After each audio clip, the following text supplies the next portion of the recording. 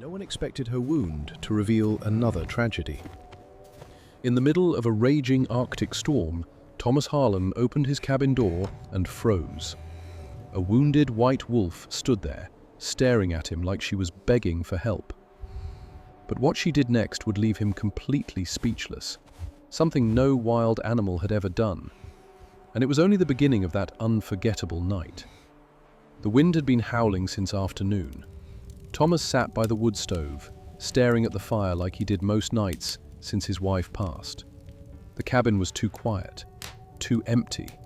Just him and the crackling flames and that ache in his chest that never really went away. Quick thing before we dive in, if stories like this move you, hit subscribe to Arctic Wolf Legends. Drop a comment telling me what time it is and where you're watching from. Alright, let's get back to it. He reached for his coffee when he heard it. A faint sound cutting through the storm. Soft, uneven. At first he thought it was just snow hitting the siding. Then it came again. A scrape, a whine. Something was at his door. He stood up slowly. Probably just a branch, he muttered. But he didn't believe it. Nothing should be moving out there. The temperature had dropped way below zero. Anything caught outside was as good as dead. Another scratch. Then a weak cry that made his skin crawl. He unlatched the door and cracked it open. Wind slammed into his face, snow stinging his eyes. For a second he saw nothing but white chaos. Then he saw her, a white wolf, shaking, bleeding, standing right there on his porch like she'd been waiting for him. Her right leg was soaked in blood. Her breathing was rough and shallow. She should have run the moment she saw him. That's what wolves do. They don't approach humans. They sure as hell don't show up at cabins in the middle of a blizzard. But she didn't run. She just looked at him. And something in those amber eyes hit him harder than the cold ever could. Thomas stood there frozen. The storm swirled around them. He'd seen plenty of wildlife living out here. Moose, caribou, even a grizzly once. But this was different. This wolf had come to him, on purpose. She swayed on her feet and let out this small sound. Not a growl, not a snarl, just a plea. That's the only way he could describe it. He pushed the door wider without really thinking about it. Warm air rushed out. The wolf blinked, took one shaky step forward, then stopped at the threshold, like she was asking permission. That got to him, really got to him. He remembered his wife bringing in stray dogs from the neighbors, how they'd stand at the door just like this, scared, waiting to be told it was okay to come in. "Come on," he heard himself say. "It's all right." The wolf's fur was matted with ice. Blood dripped from her paw onto the porch, steaming in the frozen air. She looked like death warmed over, like she'd been fighting something out there and barely made it out. Every instinct told him to shut the door. A wild wolf in his house? That's how people get killed. But he couldn't do it. He'd lost too much already. He couldn't just stand there and watch something else die. A gust of wind shoved the door open wider, and the wolf stumbled inside, collapsing on the floor. She didn't try to get back up, just lay there breathing hard, too exhausted to move. Thomas shut the door behind her. And just like that, everything changed. He stood there looking at her for a long moment. This wild creature on his floor, the storm screaming outside, the fire crackling behind him. For the first time in years, he didn't feel completely alone. She lay there shivering, her white fur stained red around her leg. Thomas knelt down slowly, keeping his movements calm. He half expected her to snap at him. That's what any wild animal would do. But she just watched him, tired, hurting, trusting him for reasons he couldn't understand. "Easy now," he said. "I'm not going to hurt you." He reached toward her, and she shifted, dragging her injured paw across the floor. Something fell from her claws. A small piece of fabric. Thomas picked it up and held it under the lamp. His stomach dropped. It was cloth from a kid's jacket, blue with little stars on it. Frozen blood stiffened the edges. "Where did you get this?" he whispered. The wolf just looked at him, then at the cloth, then back at him again, like she was trying to tell him something. His mind started racing. A child's jacket, Out there in this storm. Had something happened? Was there a kid lost out there somewhere? Had the wolf tried to help? He looked toward the window. Nothing but white. Whatever happened out there, he couldn't go looking tonight. He'd die before he got 50 feet from the cabin. But he could help her. He grabbed a blanket from the cabinet and draped it over her. She let out this long exhale and relaxed just a little, like she knew she was safe now. He looked at her leg. The wound was bad, real bad. When he cleaned away some of the blood, he saw the marks. Steel teeth. A trap. Someone had set an illegal trap out there and she'd gotten caught in it. From the looks of it, she'd nearly torn her own leg off trying to get free. "Son of a bitch," Thomas muttered. "Someone did this to you." He grabbed his first aid kit and got to work. She whimpered when he touched the wound, but didn't fight him. Just lay there letting him help, which made no sense at all. Wolves don't do that. They don't trust humans like this. But she did. He bandaged her leg as best he could. It wasn't pretty, but it would hold. When he finished, he sat back and let out a breath he didn't know he'd been holding. "There, that's the best I can do for now." The wolf raised her head slightly and looked at him. Something passed between them in that moment. He couldn't explain it, didn't even try to. He added more wood to the stove and sat down on the couch. His whole body ached from the tension. Outside, the storm kept pounding the cabin walls. Inside, the wolf lay by the fire, watching him with half-closed eyes. He picked up the piece of fabric again, turned it over in his hands. A kid's jacket. Out there in the wilderness, in this storm. What the hell had happened? The wolf made a soft sound and shifted closer to the warmth of the stove. Not toward him exactly, but not away from him either. Like she was figuring out how much she could trust him. Thomas leaned back and stared at the ceiling. His wife would have loved this. She always said the universe had a way of bringing broken things together. He'd thought that was just something people say to make themselves feel better. Now he wasn't so sure. He closed his eyes, listening to the storm and the fire and the wolf's breathing. Somewhere in all that noise, he felt something he hadn't felt in a long time. Purpose. This wolf had come to him for a reason. He didn't know what it was yet, but he was going to find out. He was almost asleep when the wolf cried out. Thomas jerked awake. The fire had burned low. The wolf was on her side, trembling worse than before. Fresh blood soaked through the bandage. Okay, he said, sliding off the couch. "Let me see." The wound had opened up again.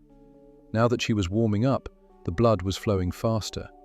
He could see the full damage now, the deep gashes where the trap had bit into her flesh, the torn muscle, the swelling that was getting worse by the minute. She shouldn't even be alive. Whatever kept her going long enough to reach his cabin, it wasn't just survival instinct, it was something else, something stronger. She looked up at him and made this sound that broke his heart. Not a growl, not a warning, just pain, raw and honest and desperate. "You're a fighter," he said quietly. "I can see that. Whatever had you out there, you weren't giving up easy." He thought about the fabric again, the kid's jacket. His eyes went to the table where he'd left it. This wolf had been carrying that when she showed up. She'd pushed it toward him on purpose, like she wanted him to find it. What if she'd been trying to help someone? What if there was a kid out there right now, lost in this storm, and this wolf had tried to save them? The thought hit him like a punch to the gut. He cleaned the wound again, wrapped it tighter this time. She whined but held still, letting him work. When he finished, her breathing had steadied a little. "You're going to make it," he told her. "You hear me? You didn't come all this way just to die on my floor." She blinked slowly. Then she did something that caught him completely off guard. She pressed her head against his knee. Just for a second, light as a whisper. Thomas froze. His throat got tight. This wasn't normal. None of this was normal. Wild wolves don't trust people. They don't seek them out. They definitely don't show affection like this. But here she was. "What happened to you out there?" he asked softly. "What are you trying to tell me?" She lifted her head and looked toward the door. Even half dead from exhaustion, she was trying to get up, trying to go back out into the storm. "No," Thomas said firmly. Not tonight. You go out there, you die. Simple as that. She made a frustrated sound but didn't fight him, just put her head back down and closed her eyes. Thomas sat there with her for a long time. The storm howled outside, the fire crackled, and slowly something shifted in him. For 3 years he'd been going through the motions, getting up, eating, sleeping, waiting for, he didn't even know what. Some days it felt like he was just waiting to die. But now there was something that needed him, someone that needed him. He looked at the wolf, at her bandaged leg, at the rise and fall of her breathing. "I don't know what brought you here," he said quietly, "but I'm not letting anything happen to you. You got that?" She didn't answer. Of course she didn't. But somehow he felt like she understood. Outside, the storm kept raging. Inside, man and a wolf had found each other in the darkness. And neither of them would ever be the same. Thomas woke up to silence. Not the peaceful kind. The kind that comes after something big finally stops. He blinked at the ceiling, confused for a second about where he was. Then he remembered. The wolf, the storm, the blood on his floor. He sat up fast. She was still there, lying by the stove, watching him with those amber eyes. The fire had died down to embers, but she hadn't moved, just waited, like she'd been keeping guard all night. "Hey," he said, his voice rough from sleep. "You're still with me?" She lifted her head slightly. Her breathing sounded better, stronger. The bandage on her leg was holding, though he could see some blood had seeped through during the night. Outside, the storm had finally broken. Pale morning light filtered through the frost-covered windows. The world looked like it had been buried and reborn overnight. Everything white, everything still. Thomas got up and stretched his aching back. He was too old to be sleeping on couches. His wife used to tell him that all the time. "You're not 20 anymore, Tom. Stop acting like it." He pushed that thought away and went to check on the wolf. She tensed when he got close but didn't growl. Progress, he figured. "Let me look at that leg." He knelt down slowly and reached for the bandage. She watched every move he made, but let him work. The wound looked a little better in the daylight. Still ugly as hell, but not infected. Not yet, anyway. "You're lucky," he told her. "Another few hours out there and you'd be dead." She made a sound, almost like she agreed with him. He stood up and looked toward the window. The storm was over, but he knew another one was coming. They always did this time of year, one after another, pounding the mountains until spring finally showed up to save everyone. His eyes went to the piece of fabric on the table, the kid's jacket. He'd been trying not to think about it all night, but now, in the light of day, he couldn't ignore it anymore. "I need to know what happened out there," he said, more to himself than to her. The wolf's ears perked up. She started struggling to her feet, putting weight on her injured leg, even though it clearly hurt like hell. "Whoa, easy!" But she was already limping toward the door, determined, desperate. Thomas watched her for a second, then he made a decision. "All right," he said, "but you're staying here. I'll go look." She stopped and turned to look at him. Something passed between them, an understanding he couldn't explain. "I'll find out what happened," he promised. "Just stay put, okay?" She didn't exactly nod. Wolves can't do that. But she settled back down by the stove, her eyes never leaving his face. Thomas grabbed his coat and boots, checked his rifle, made sure he had enough supplies for a few hours out in the cold. Before he left, he looked back at her one more time. "I'll be back," he said. Then he stepped outside into the frozen world. The cold hit him like a wall. Even with the storm gone, the temperature was brutal. His breath froze the second it left his mouth. The snow came up past his knees in some places, making every step a fight. He headed in the direction the wolf had come from. Her tracks were mostly buried now, but he could still see faint impressions here and there, enough to follow if he paid attention. The forest was dead quiet. No birds, no wind, just the crunch of his boots and the pounding of his own heart.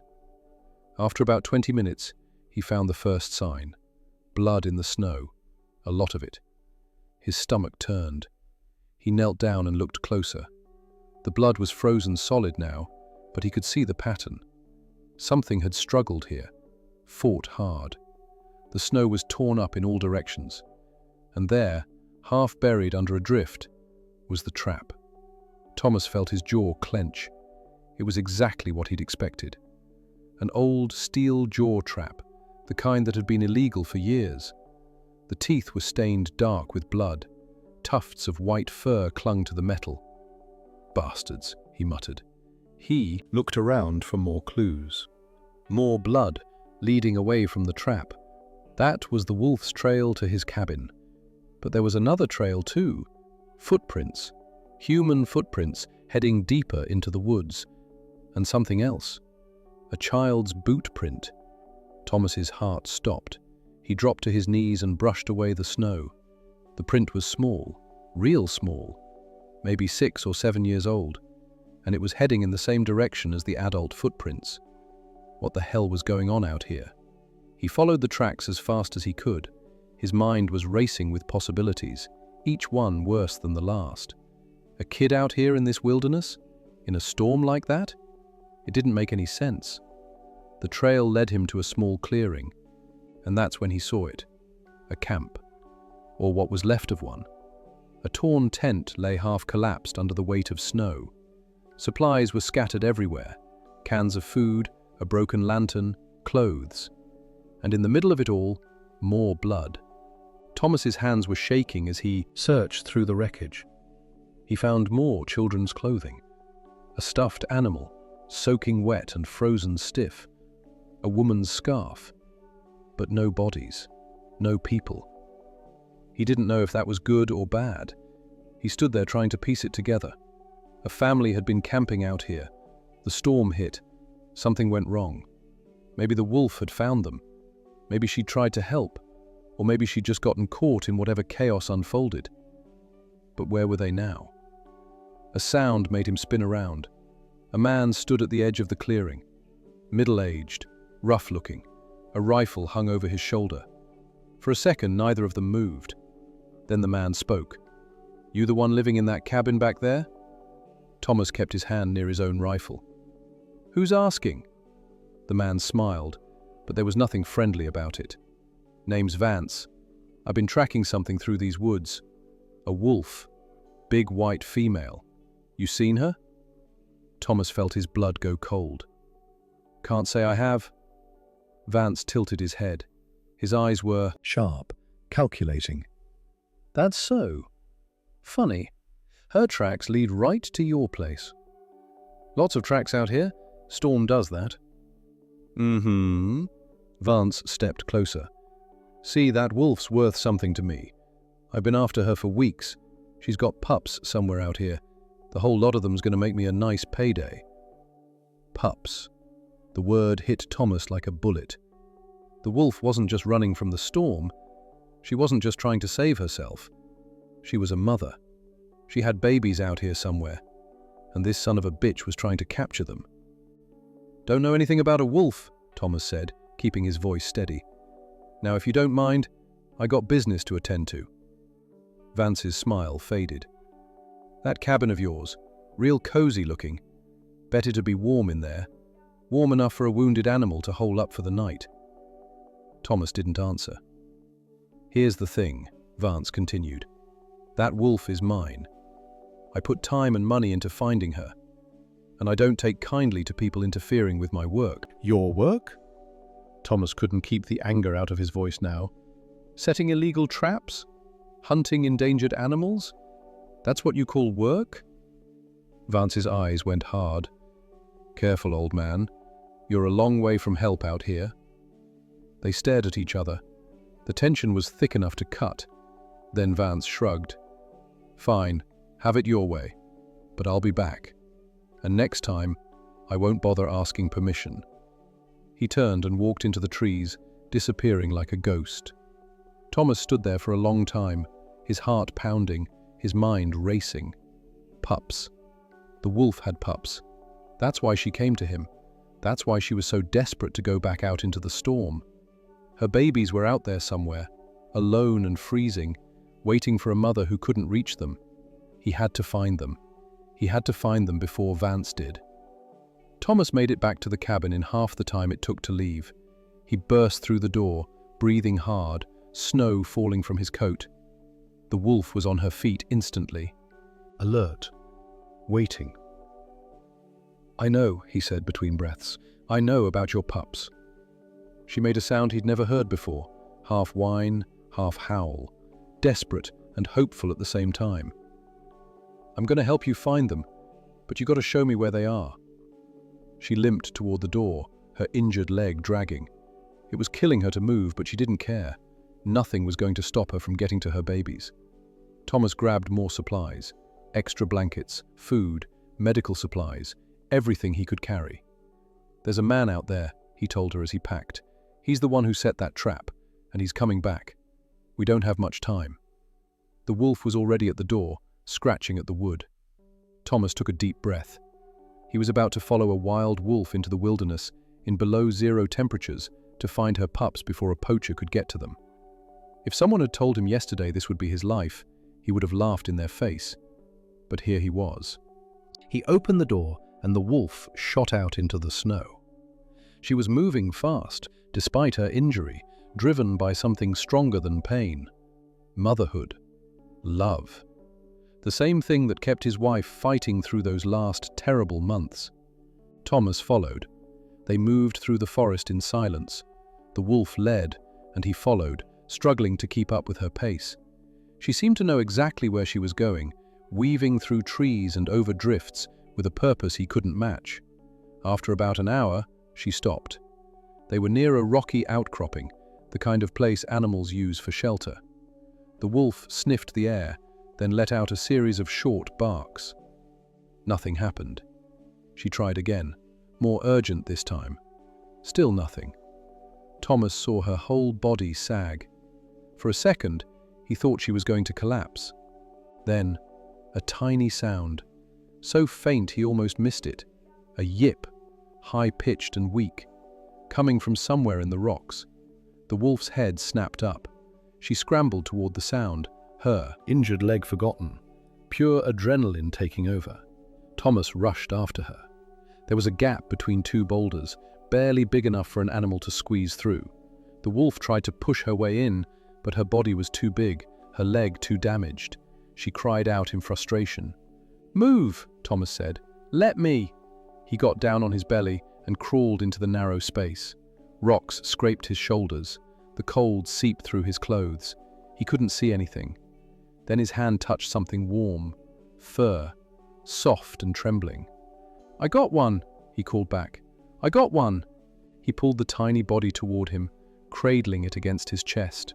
It was a pup, maybe a few weeks old, white as its mother, barely conscious but still alive. He crawled out and set the pup down next to the wolf. She immediately started licking it, making those desperate mother sounds. Thomas went back in. 2 more pups, both alive, both freezing cold. When he brought out the last one, his eyes were burning. From the cold, told himself. Just from the cold. The wolf gathered her pups close, curling her body around them, sharing whatever warmth she had left. She was shaking from the effort, but she didn't stop. Couldn't stop. Thomas knelt there in the snow, watching. 3 pups, 3 tiny lives that had waited in the darkness for their mother to come back. And she had. Against all odds, she had. "You did it," he whispered. "You found them." The wolf looked up at him, and in her eyes, he saw something that went beyond animal instinct, beyond survival, gratitude. She trusted him with her children. A wild creature had put her faith in a human being, and he hadn't let her down. For the first time since his wife died, Thomas felt something other than emptiness. He felt like he mattered again. But they weren't safe yet. The pups were weak, hypothermic. They needed warmth and food, and they needed it fast. The wolf could barely stand, let alone carry them all back to the cabin. And somewhere out there, Vance was still hunting. "We need to move," Thomas said. "Can you walk?" The wolf struggled to her feet. She picked up one pup by the scruff of its neck, looking at Thomas expectantly. He understood. He wrapped the other 2 pups inside his coat, holding them against his body heat. "Okay, let's go." They started back toward the cabin, slower this time. The wolf was fading fast, her injured leg barely supporting her weight.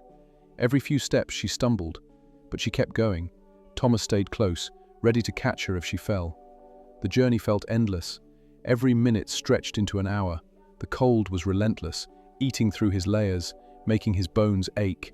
But he didn't stop. He couldn't. They were almost to the cabin when he heard it. An engine. His blood ran cold. Through the trees he saw movement. A snowmobile, heading straight for his cabin. Vance. Thomas ducked behind a large drift, pulling the wolf down with him.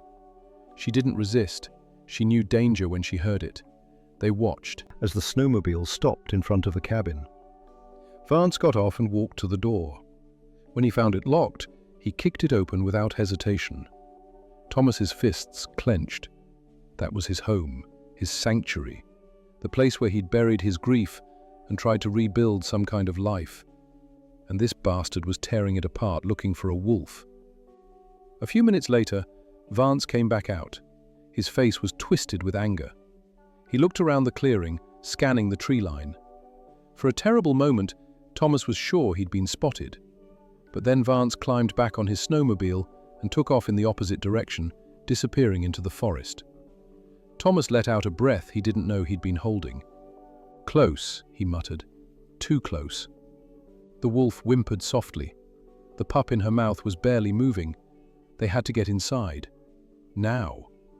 Thomas led them to the cabin, checking over his shoulder the whole way. The door was hanging off its hinges where Vance had kicked it in.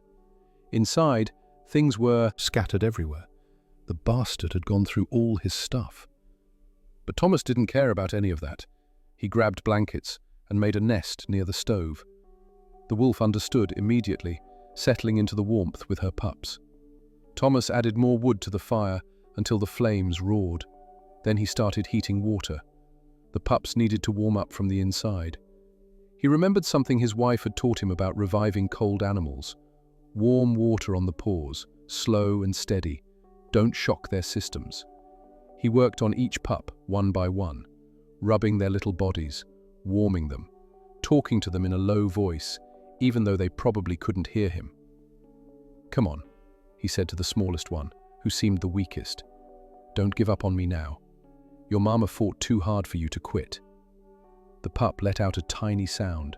Its eyes fluttered open for just a second. Thomas felt his heart swell. "That's it. That's it. You're going to be okay."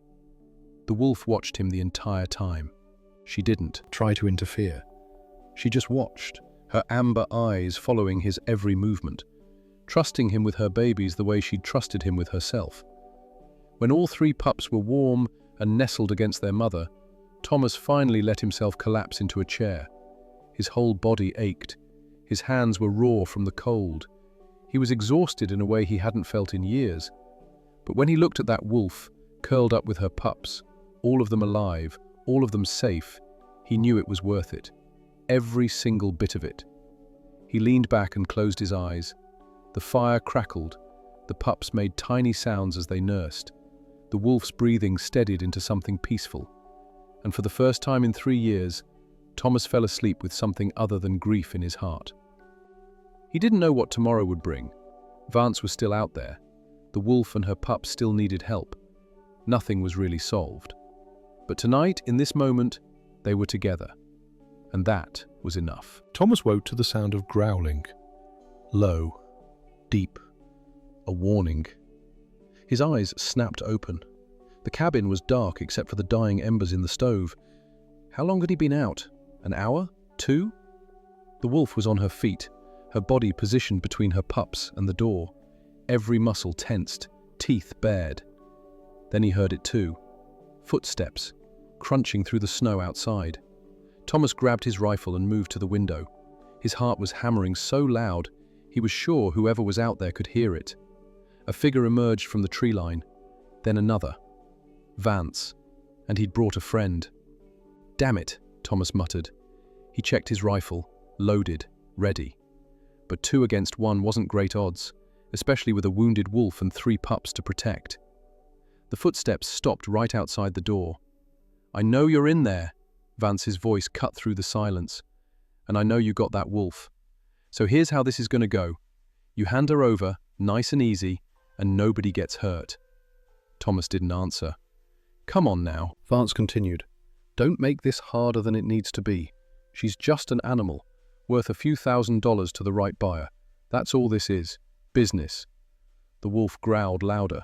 Her pups whimpered behind her, sensing their mother's fear. Thomas moved to the door. His hands were steady even though his mind was racing. "She's not for sale," he called back, "and neither are her pups. Now get off my property before I make you." Silence. Then a laugh, cold and mean. "Your property? Old man, you're miles from anywhere. No neighbors, no cops.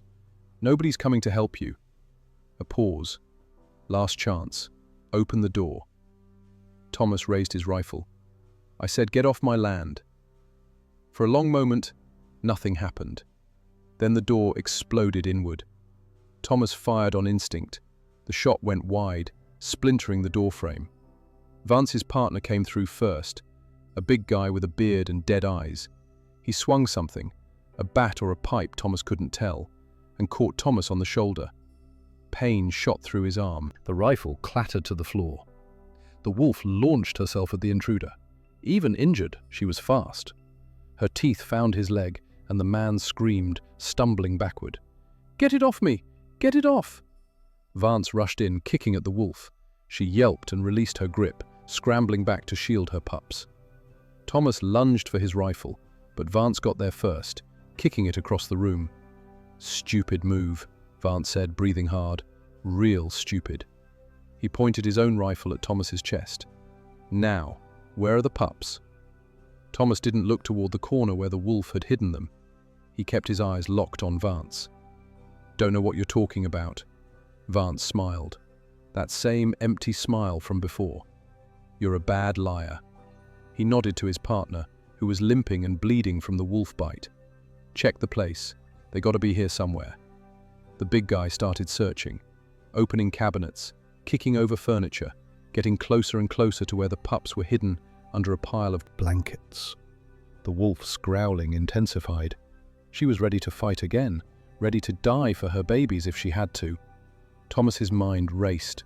He needed a distraction, something, anything. "Wait," he said. "Wait, you want the wolf? Fine, take her, but leave the pups. They're too young anyway. They'll die without their mother." Vance raised an eyebrow.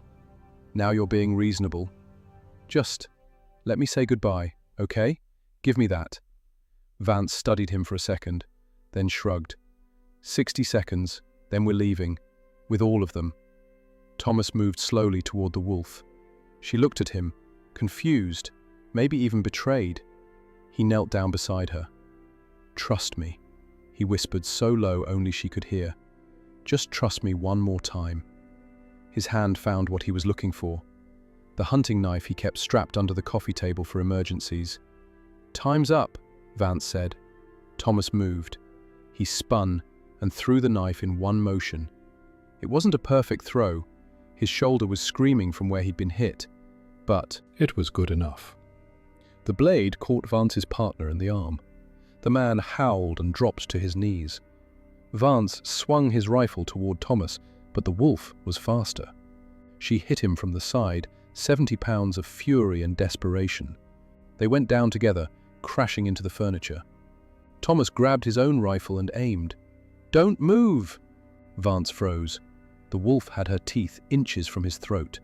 One wrong move and she'd tear it out. "Call off your dog!" Vance hissed. "She's not a dog, and she's not mine." Thomas kept the rifle steady. "She's a mother protecting her children. And right now, you're the threat." They stayed like that for what felt like forever. Nobody moving, nobody breathing. Then a new sound cut through the tension. An engine, getting closer. All of them heard it. Vance's eyes went wide. "That's not one of yours," Thomas said. "So who is it?" The answer came a minute later, when a woman's voice rang out from outside. "Wildlife protection. Everyone stay where you are." Her name was Rachel Frost. She came through the ruined door with her weapon drawn and her badge visible. Behind her, 2 more officers fanned out, covering the room. "Guns down, now!" Thomas lowered his rifle slowly. Vance didn't have much choice either, not with a wolf still pinning him to the floor. Rachel took in the scene, the trashed cabin, the bleeding men, the wolf and her hidden pups. Thomas could see her putting it together in real time. "Vance Decker," she said, her voice flat. "I should have known." "Officer Frost." Vance tried to smile. "Hard to do with teeth at your throat. This isn't what it looks like." "Really? Because it looks like breaking and entering, assault, and attempted wildlife trafficking. That's what it looks like to me." She nodded to her team. "Cuff them both." The officers moved in. One of them had to pull the wolf off Vance, which took some doing. She didn't want to let go. "Easy, girl," Rachel said softly. "We got him. It's okay." Something in her tone made the wolf relax. She backed away, limping, and returned to her pups. All three were still hidden under the blankets, scared but alive. Thomas finally let himself breathe. Rachel holstered her weapon and walked over to him. She was younger than he'd expected, maybe mid-30s, dark hair pulled back in a practical ponytail, eyes that had seen too much and were tired of it. "You all right?" she asked. "Been better." He winced as he touched his shoulder. "How'd you find us?"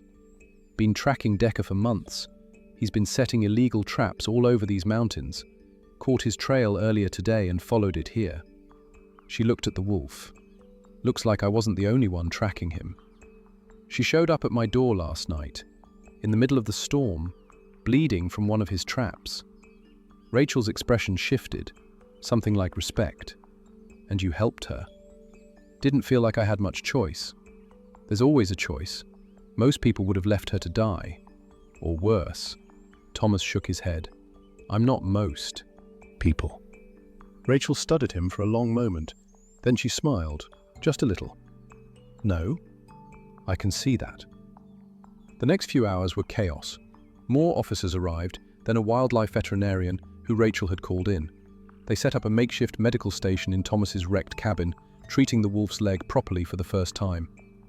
"She's lucky to be alive," the vet said. Her name was Dr. Chen, and she handled the wolf with the kind of confidence that came from years of experience. That trap nearly severed her tendons. Another few hours and she would have lost the leg entirely. "Will she recover?" Thomas asked. "With time. She's a fighter." Dr. Chen glanced at the pups, now warming under heat lamps the team had brought. "They all are." Vance and his partner were hauled away in cuffs. Thomas watched them go with a satisfaction he hadn't expected to feel. 3 years of numbness, and now, suddenly, he gave a damn about something again. Rachel came back inside after seeing the prisoners off. "We'll need a statement from you," she said.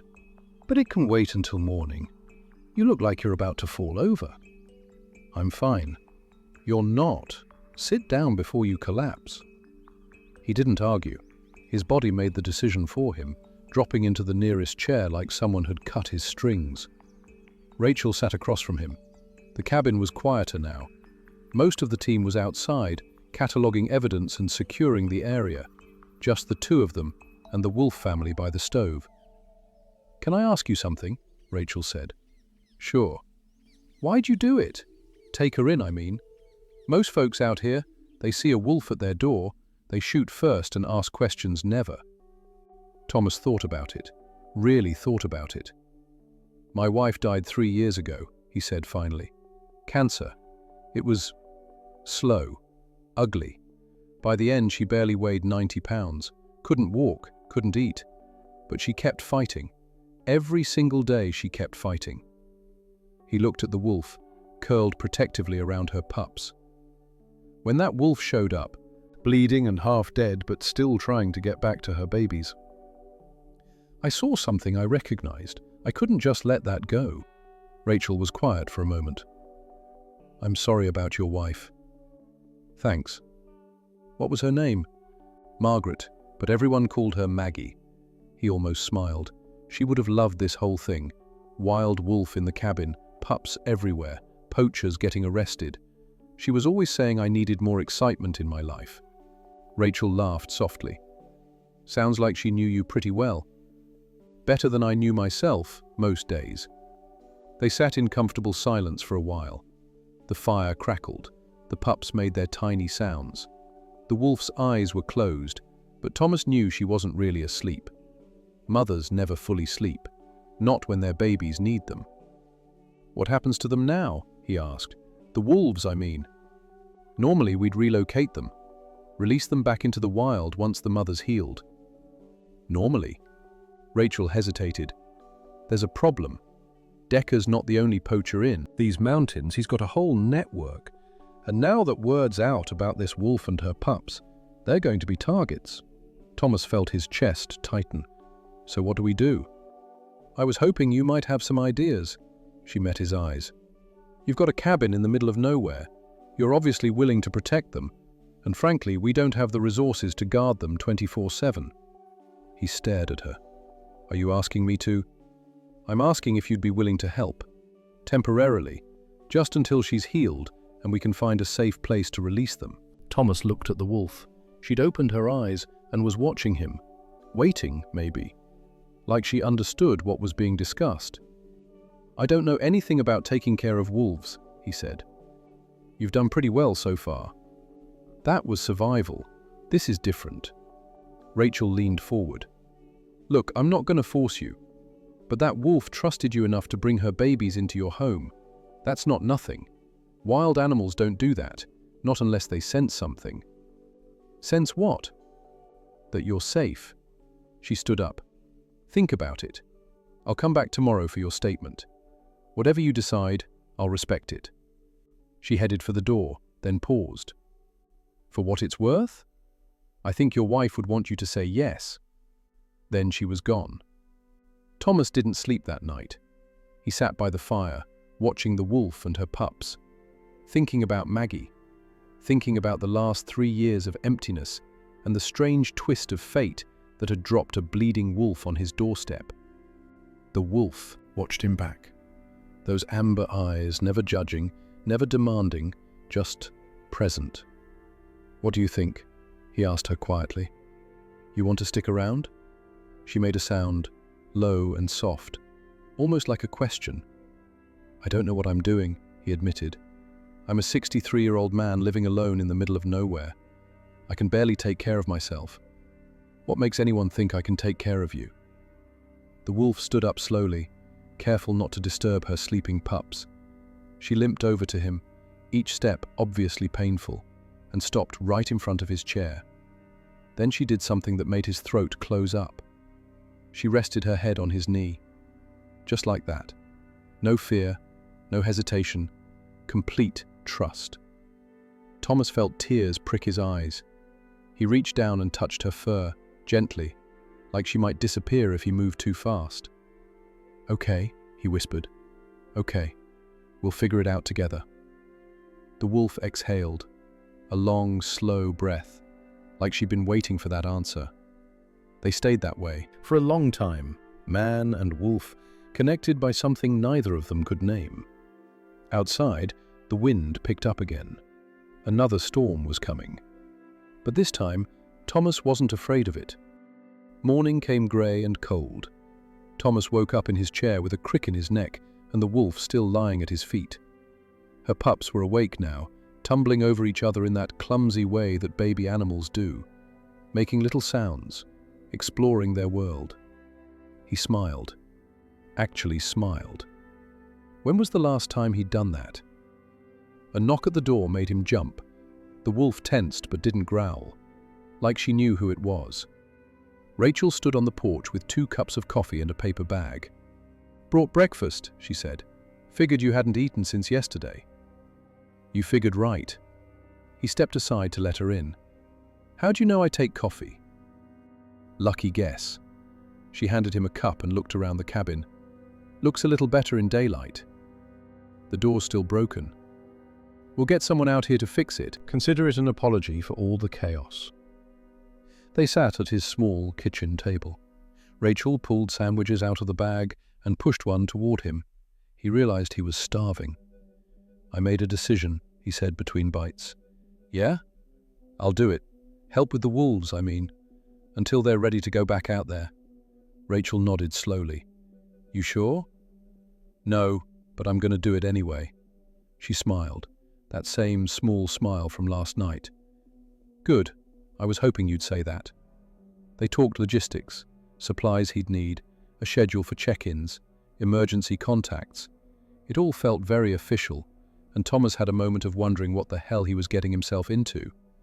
Then one of the pups wandered over and started chewing on his bootlace. Hey, he said, reaching down, cut that out. The pup looked up at him with big blue eyes and wagged its tiny tail. Thomas laughed. He couldn't help it. I think they like you, Rachel said. God knows why. Animals are good judges of character. Better than people, usually. The wolf had been watching the whole exchange. Now she stood up and walked over to Rachel, sniffing her cautiously. Rachel held still, letting herself be inspected. Hey there, Mama. Just checking in on you and your babies. The wolf seemed satisfied. She turned and went back to her pups, nudging the adventurous one back toward his siblings. She's protective, Rachel observed. She's a mother. That's her job. True. Rachel finished her coffee and stood. I should get going. Got a mountain of paperwork waiting for me. But I'll be back tomorrow to check on things. I'll be here, not like I'm going anywhere. She paused at the door. Thomas? Yeah? What you did, it matters. I know it might not feel like much. 1 wolf, 3 pups in the middle of nowhere. But it matters. Every life you save, it matters. He didn't know what to say to that, so he just nodded. Rachel left. The cabin settled back into quiet. Just Thomas and the wolves and the crackling fire. He looked at the mother wolf. She was grooming her pups again, that endless task of keeping them clean and warm and safe. A task she'd nearly died trying to complete. All right, he said, let's figure out how to do this. The wolf looked up at him, and in that moment, Thomas felt something he hadn't felt in years. Hope. Not the big dramatic kind, just a small flame, fragile but real. He was going to nurture that flame, feed it, let it grow, because that's what Maggie would have wanted. And maybe, just maybe, it's what he wanted too. The weeks that followed were unlike anything Thomas had experienced. He learned things about wolves he never knew, how the pups communicated with tiny yips and whines, how the mother would regurgitate food for them when they started weaning, how they played constantly, tumbling over each other, biting ears and tails, learning the skills they'd need to survive in the wild. And he learned things about himself too, like how he could still wake up at 3 a.m. to feed hungry pups and not resent it, like how the silence of the cabin didn't feel so heavy anymore when it was filled with the sounds of life, like how taking care of something else made him want to take care of himself again. He started eating regular meals, showering more than once a week, even cleaned up the cabin properly, not just shoving things into corners. Rachel noticed. You look better, she said during one of her visits. It was about 3 weeks in. The wolf's leg was healing well, and the pups were growing fast. Less like a man who's given up on everything. Thanks, I think. It's a compliment. She watched the pups wrestling near the stove. They're getting big. Too big. That one there, he pointed to the largest pup, the one who'd been chewing his bootlaces that first morning, ate an entire rabbit yesterday, by himself. They grow fast.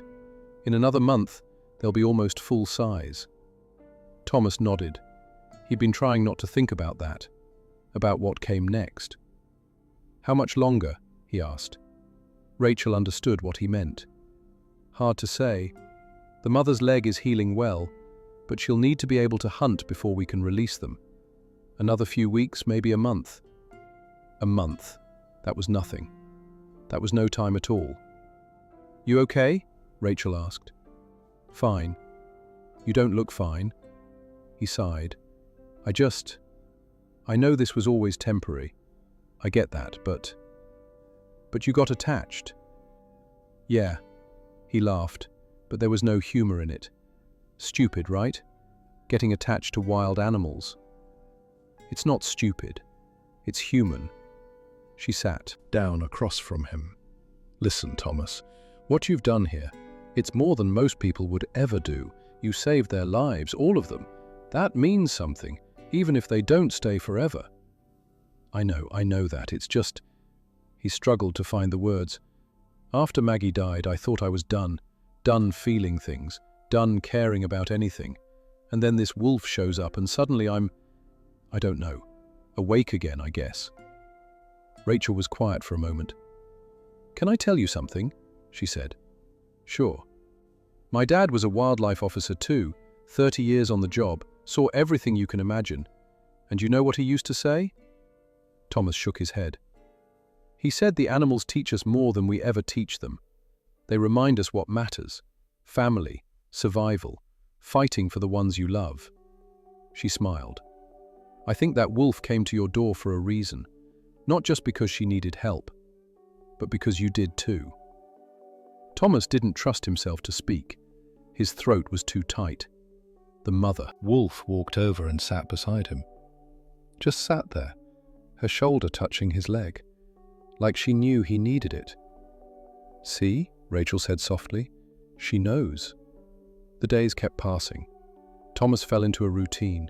Wake up, feed the wolves, check the mother's leg, let the pups burn off energy outside while he watched for predators, chop wood, cook dinner, sit by the fire with the wolf family until everyone fell asleep.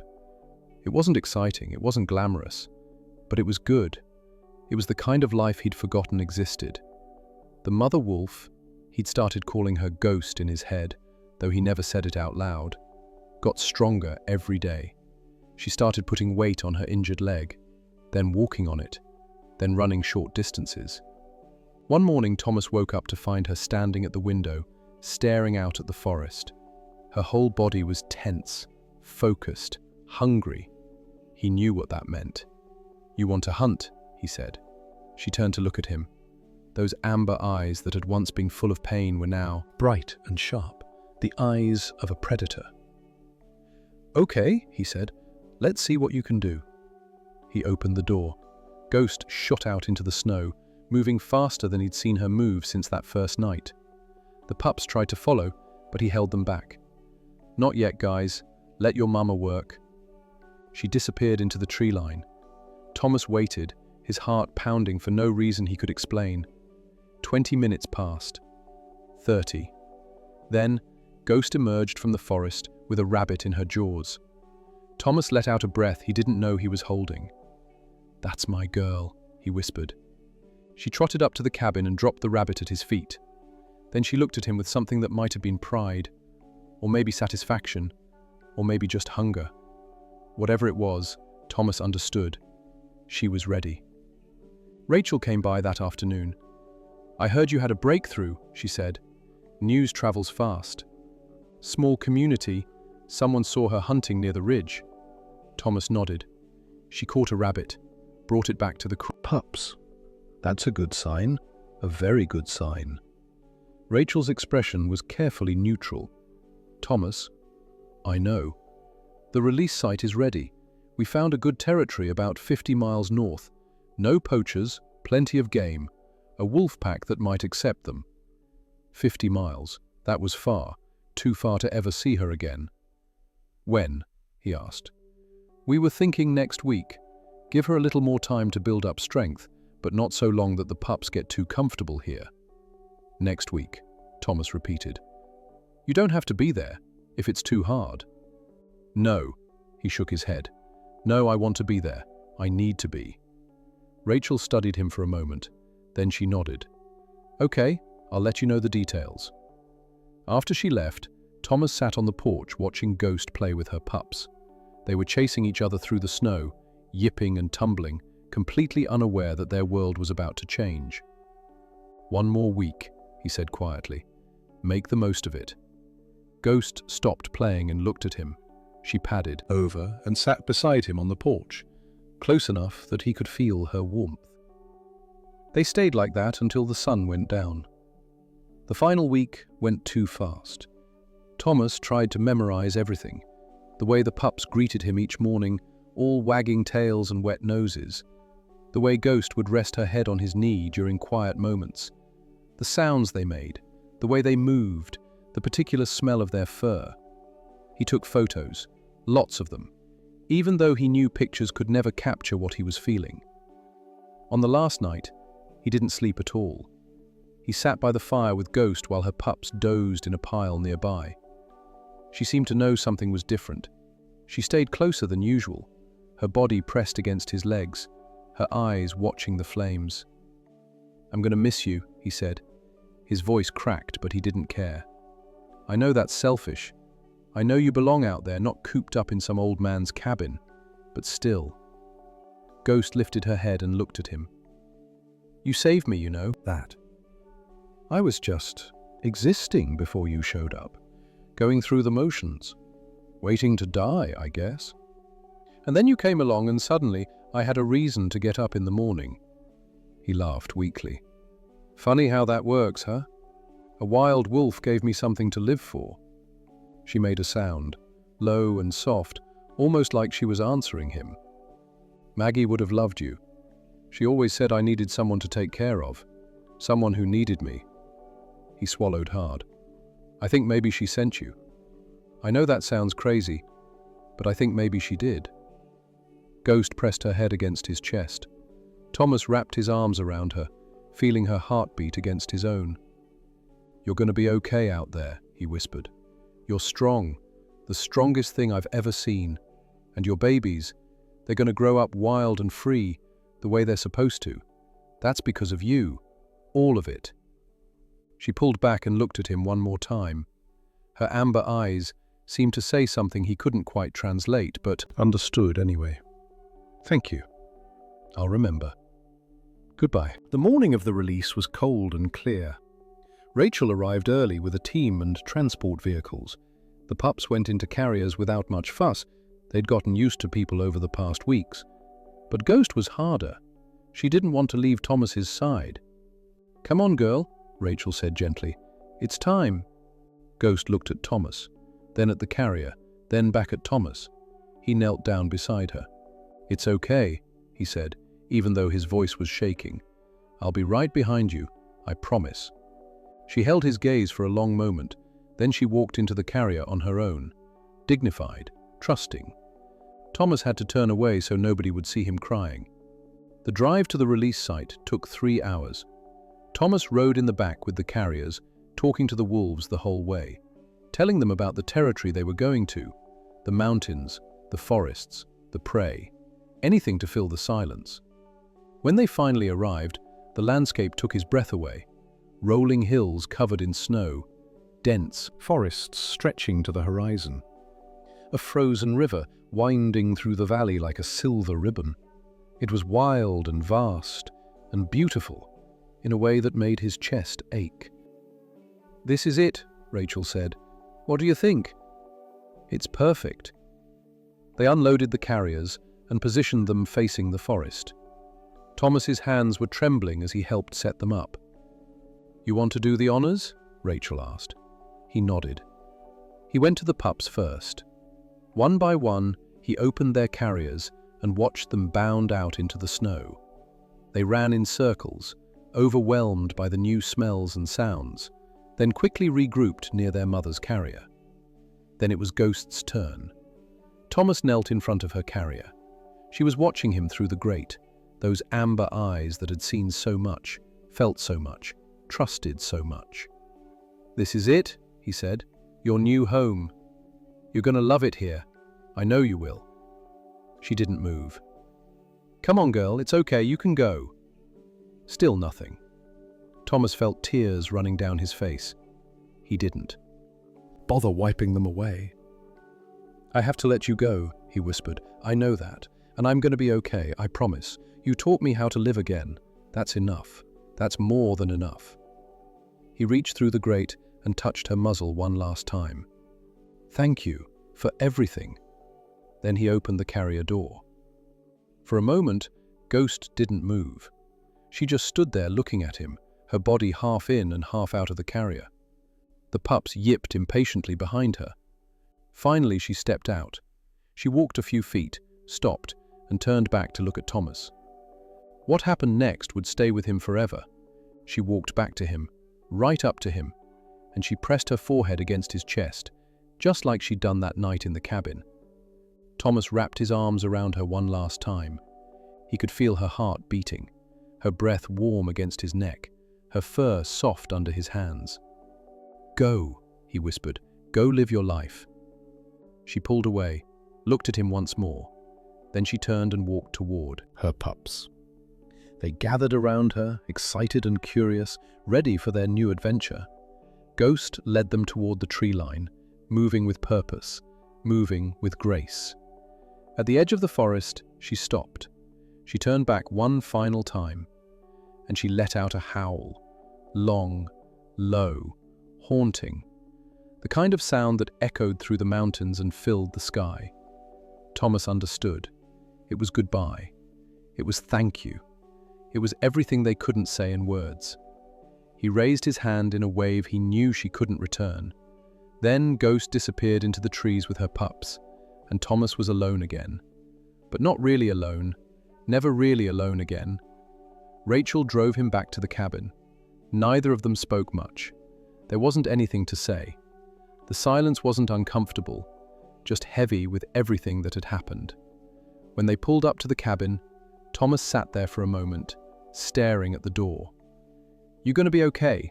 Rachel asked. "Yeah," he nodded slowly. "Yeah, I think I am. I'll check in on you." Tomorrow. "You don't have to. I know. But I will anyway." He managed a small smile. "Thanks, Rachel. For everything. Thank you, Thomas. What you did, it mattered. Don't ever forget that." He got out of the truck and walked to his cabin. The door was still new from when they'd fixed it after Vance broke it down. A lot of things were new now, he realized, including himself. Inside, the cabin felt different. Empty, yes. Quiet, definitely. But not dead, not hopeless, just waiting. Waiting for the next chapter.